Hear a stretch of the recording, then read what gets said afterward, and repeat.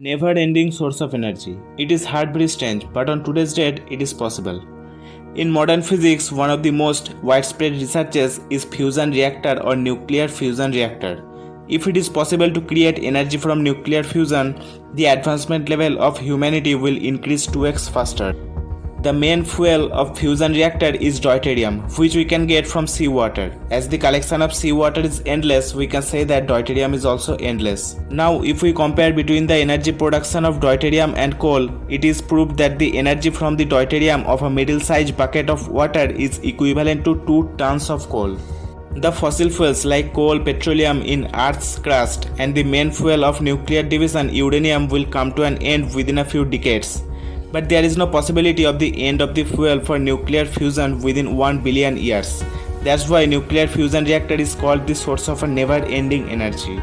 Now we all know that at the center of every atom there is a nucleus, whose radius is 1/100th of a million. The mass of the nucleus of different atoms are different.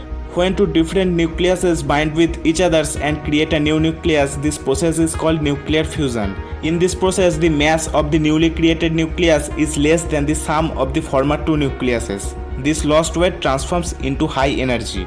Now, according to E is equal to mc square, where m is the lost weight and c is the speed of light, so E is the energy produced through fusion.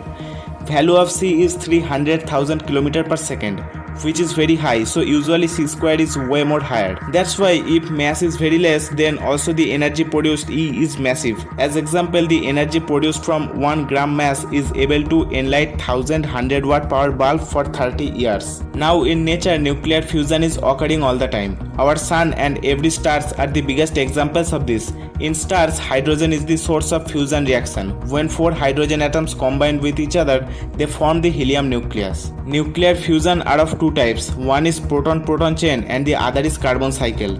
In our sun, 650.70 million tons of hydrogen is transformed into 650.25 million tons of helium in each second, and the lost 4.5 million tons mass become energy.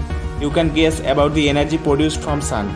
We only receive 1 of the 2 billion heat produced by the sun. Now the nucleus of every atom is positively charged. That's why they repulse each other. For fusion, these nucleus have to come closer, and in the very high temperature of the stars, they are able to do so. As an example, the temperature of the core of the sun is 15 million degrees Celsius. At this temperature, the atoms move very fast, and after collision between these atoms, the electrons separate. Thus, the collaboration of many nucleus and free electrons create a special condition called plasma.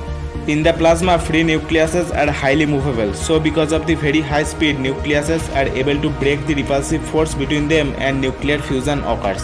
So if one day scientists will be able to perform such reaction in nuclear chamber, our Earth will get the source of a never-ending energy. Scientists are trying for over 50 years, but still they are unable to do something like that.